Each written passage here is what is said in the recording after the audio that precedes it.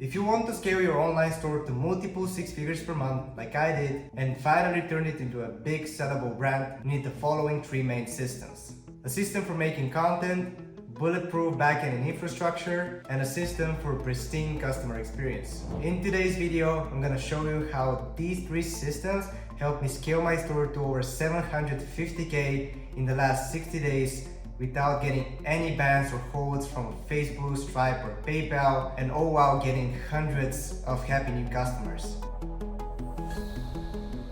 Right, so the systems that I'm gonna present to you are not for beginners, so if you're still stuck at the product testing hamster wheel, go watch another winning product video of your favorite guru. It's probably gonna help you better. But yeah, if you're doing at least 20K a month and you're looking to scale, systemize, and sell your brand with a good multiple, building a brand that you're actually proud of, then stick with the end of this video and let's get it started. So if you don't know me already, I'm Blago.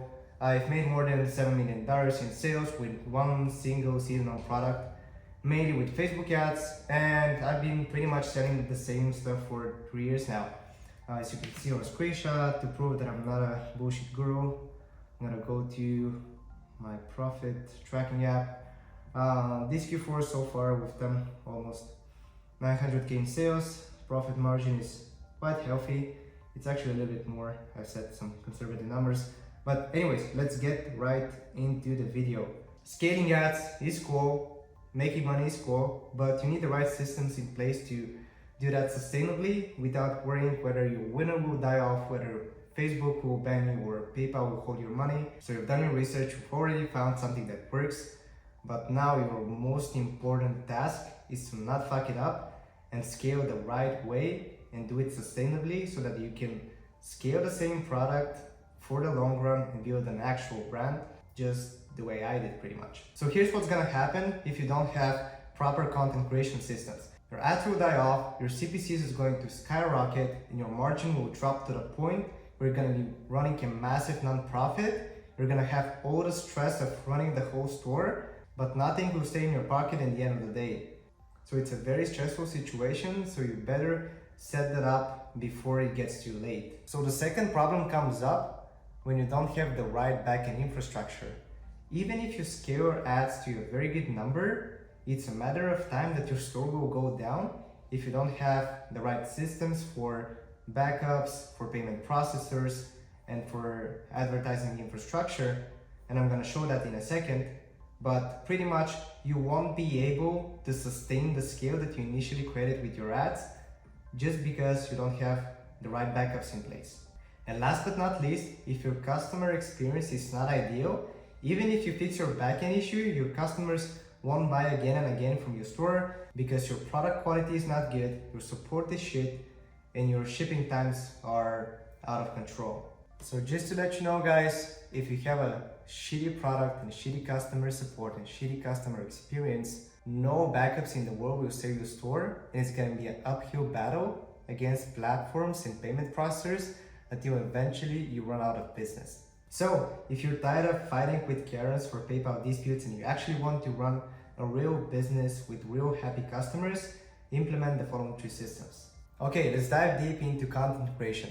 This is the oxygen for your e-commerce brand. So if you're not testing new creatives on a consistent basis, either your competitors will steal your creatives, they'll steal your product, and you're gonna be left with crumbles in terms of profit, or your ads will get exhausted, ad platforms will punish you with crazy high CPMs, and it makes it pretty much impossible to scale in the long run. So this is the content flywheel we need to implement in order to scale sustainably.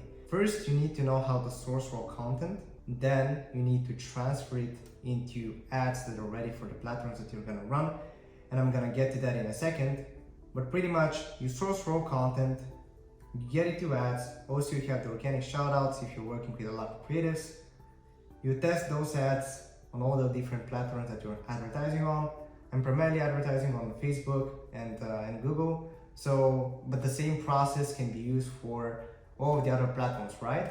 Then you evaluate the performance from those particular creatives. You give feedback to your creative team, and that's pretty much how the loop goes. You need to systemize the process between raw content and ads in order to pump out as many new creatives as possible so that you can test as many new creators as possible. How do you do that? First of all, you need a person who's responsible for all the content. If you're doing anywhere between 10, 20, 50K, even 100K a month, that's probably gonna be you. So it's still quite early to outsource it to an external person, but the content manager is the most important part. Some people like to call it the creative director, depends on the size of the brand, but anyways, that's details. So the content manager gets the feedback from the ad performance, and he has two roles. He has to find new creators and manage existing creators. In order to find new creators, what we pretty much do is we do outreach on Instagram and TikTok. We also look for new creators on creator platforms such as Below, but that's typically not our ideal creator. Then when you find new creators and they're willing to start working, you negotiate the terms. You have to sign a contract for every creator you work with, even if it's a free service, because that way they're much more committed to your brand and your product, and they can deliver all the content in a much faster way. So after you sign the creators, you add them to a WhatsApp group. You just ask them for the address and all the details, and you send the products as soon as possible, ideally with faster shipping methods such as DHL if you're still shipping from China, because you want to get that content as fast as possible. The second big responsibility for the content manager is to manage existing creators. That means that they have to give them feedback for the previous videos that they made. They need to send them examples of new good videos that are trending in the niche right now, and they need to request new videos based on all of that data. Important thing here is to not require all of your creators to implement all of the guidelines you give them to the T. You need to leave them some room for creativity, but make sure that they're following a proven concept for making direct response creatives. That's another topic that I already covered in another video, so make sure to check out some of the other videos on the channel. To get back to it, those creators make raw content. Then the next crucial part is briefing the video editor. And again, for us, that's managed by our content manager, Katerina. She's great, and she's doing an amazing job in managing it all. We've worked with more than 50 creators at this point probably, but she does the briefing to the video editor.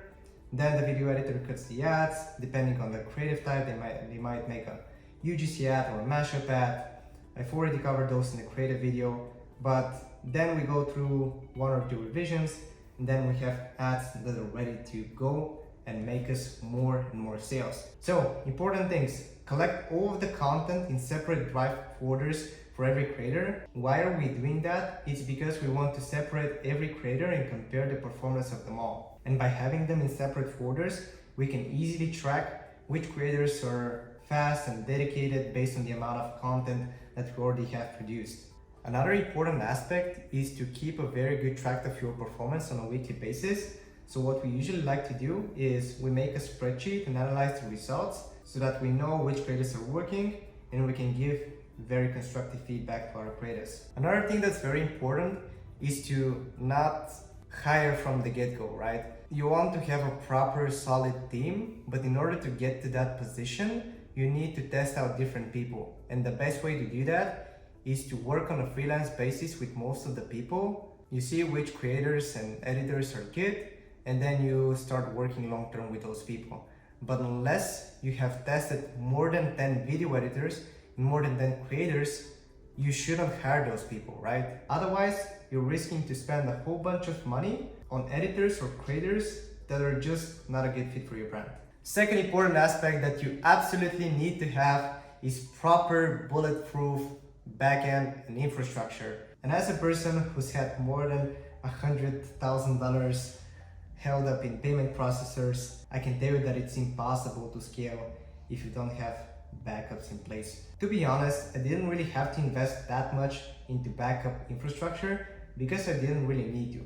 Our product is quite compliant. We've never had major issues with product quality. We have very good track record, right? We've been selling the same stuff for over 3 years now. So it's quite easy to have stable assets, but that's something that you build over time. And unless you build your main assets to a very good track record, you need to have all the different backups that I'm gonna explain in a second. So let's get right into them. First of all, it's payments. you need to have backup merchant accounts and diversify with them.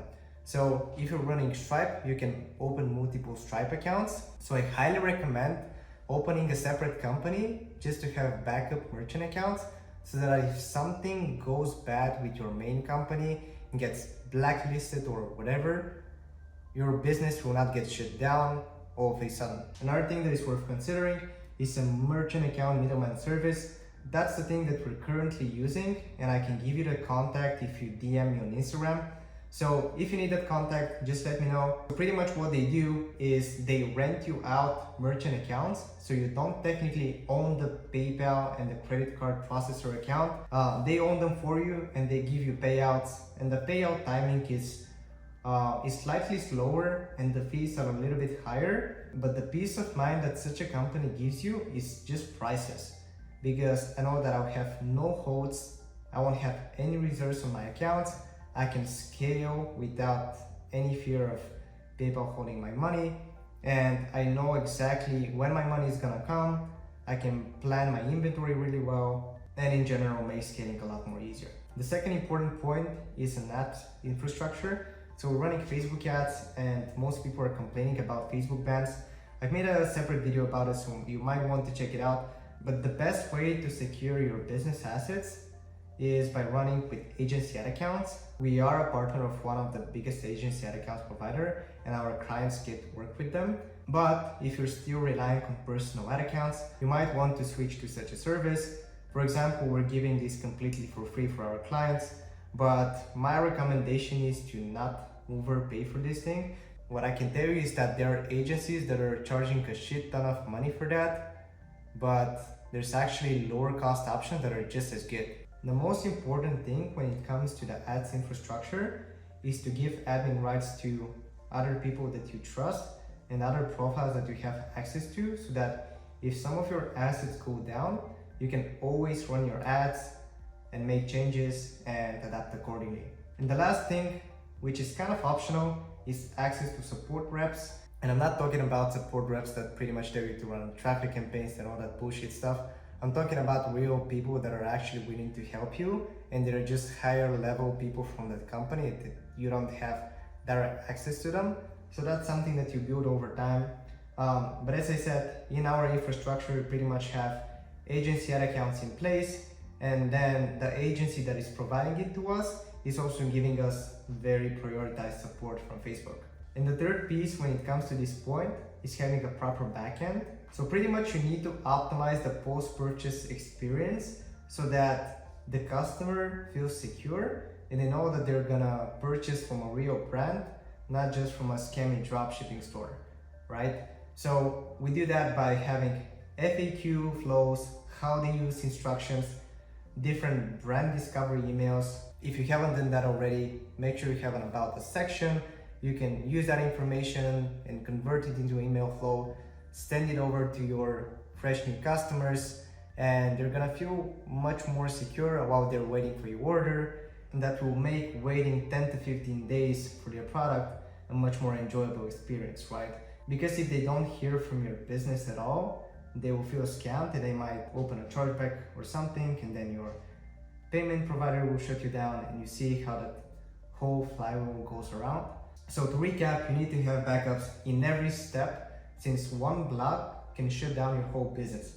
For example, if you just have a page ban on Facebook and you're not running on multiple pages, or you don't have backups, your whole business will get shut down just because of one simple thing. Same applies for your personal account. If your personal account goes down, your business goes down. Also, when it comes to payment providers, if let's say your store is doing 60, 70, 80% of the orders through PayPal, and then PayPal blocks you, you suddenly could lose half of your conversion rate. And that really depends on the niche, but I've seen stores do exceptionally well with PayPal and exceptionally bad without PayPal. And speaking of PayPal, you should never leave a lot of money in the platform. You should keep a small base balance, something like 5 to 10K, and then cash out on a regular basis, because otherwise you're risking all of your cash flow to stay in PayPal. As I already mentioned, you should definitely get your hands on minimum service to have predictable cash flow. It just makes things a lot less stressful. And you should have backup assets that are tied neither to your company nor to your name. So additionally to opening new companies under your name, you can have a trusted person such as a relative or I don't know, a very good friend or pretty much someone you can trust 100% to open a company under their name so that you can create all those different business assets and then run it through their own infrastructure. And last but not least, you should implement support flows even if you don't have any delivery issues. For example, we have 3 to 5 day shipping, but we still have a delayed fulfillment flow because that pretty much helps with lowering your customers' expectations. Because imagine that they get an email that the order will be delayed by a week, but then they receive their product 2 days later, they will be much happier because they had such low expectations. But since they got it 2 days later, they're gonna be much happier about the purchase and so on. And that leads me to the last point, which is having pristine customer experience.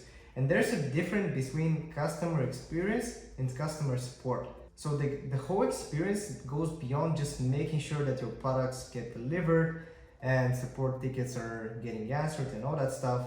Like the minor details in the way that your customer support reps are communicating with your customers can have a big impact on your brand's perception. And I know that sounds abstract, but you pretty much need to treat your customers properly if you want to have a brand. And if you want to have people that are going to purchase over and over and over again, that means that first of all, you need to have an amazing quality product.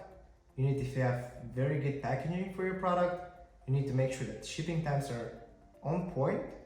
And last but not least, that your customer support reps are communicating with the proper language to your buyers. For example, we're running a cosplay store in a slightly weird niche. So we actually have our customer support agents and every email with a very popular phrase from the niche so that they pretty much feel that they are part of one big community. So the way we structure customer support is the following. We have one support manager, that's Chris, he's a rock star, and that person actually hires the agents. So here's something that might blow your mind. We spent 0 time finding the agents.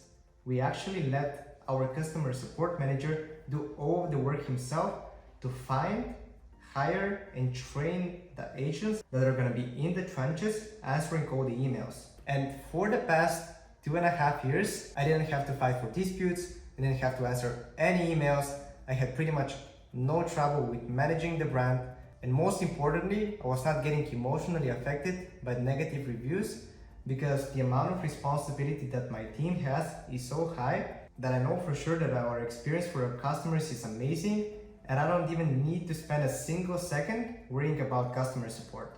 So if you notice on the graph here, the agents are responsible for way more things than just answering support tickets. They're doing the social media management, they're also getting content from customers and we're incentivizing them to get content from customers.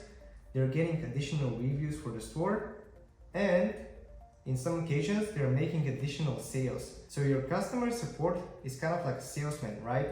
They're constantly in the DMs. So if they're trained and incentivized properly, they can drive additional sales for your brand. For example, you can incentivize your customer support reps with commissions for every sale that they generate. So that gives them all the motivation to go out there and close all the people that are in the middle of the funnel and are commenting and engaging on your ads that would otherwise never buy from your brand. Also, a very useful policy that we have with our brand is to not fight for every sale. Like even if a customer is upset and they're absolutely wrong, we would rather give them a refund and make sure that they don't spread out any bad words about our brand, because one bad review is gonna erase the positive effect of 10 good reviews. And if you want to build a solid brand, your brand reputation is more important and valuable than the money you lost with that one single sale. And I'm gonna end the video with 2 very important insights. So first of all, you should turn your customer support team into a mini content creation team. What we like to do is send an email to every customer that has received their purchase. We, for example, set it to around 30 days after fulfillment. And what we write in the email is you'll get 2 products absolutely for free if you do the following videos. And then we send them to a link with a very detailed description of pretty much the content that we expect from the customers to make. Then they send those videos to a separate email address that we have specifically for content. Our customer support reps review all the content and approve it, and then they upload it to a specific Google Drive folder. And that way, they're ensuring that we're getting a lot of new content from the best avatar, which is our customers, at scale on very good quality. And the same thing can be replicated in your ads. For example, the posts that have the most engagement, your support reps can incentivize people to send content with the product in a very playful way. Could be something like share your experience with the product and get a surprise discount code or whatever. But pretty much the main point here, incentivize your customers through your customer support agents to send you as much content as possible, because that's the best high quality content you can ever have. And the last tip that I have for today is to leverage Trustpilot or any other form of third-party social proof that goes beyond your store and the review app that you already have, because that pretty much gives a lot more credibility for your brand. And to show you proof that you can have very good reviews even with a dropshipping brand, here's our Trustpilot score. We were able to increase it from 4 stars to 4.3 simply by sending out more emails. Now you can also request a revision of every review. So we pretty much eliminated all the bad ones, made sure that all those support requests are covered. We send out a lot of emails for people to leave a 5-star review, and here are the results. But pretty much establishing your brand on Trustpilot or a similar platform can drive up your conversions a lot, and for the long run it increases the enterprise value of your brand. But no matter how hard you try, even if you have a shitty product quality, eventually you'll go out of business. So the first thing before implementing all of the tips that I shared is to make sure that you're sending high quality stuff in a high quality way and being 100% sure that your product is actually working properly and is providing value to your customers. Because if you don't have this covered, none of this will matter, right? The main reason why my product sold for so long is because people were genuinely happy when using the product. And it also makes me feel like a true business owner and not like a scammer compared to 90% of the dropshippers out there. So if you're from the remaining 10%, make sure to subscribe to the channel, comment below if you want me to cover some more stuff in details, follow me on Instagram, and if you're already doing 20K a month, you can apply below to work directly with me and my team, and we can scale your store to multiple 6 figures and beyond.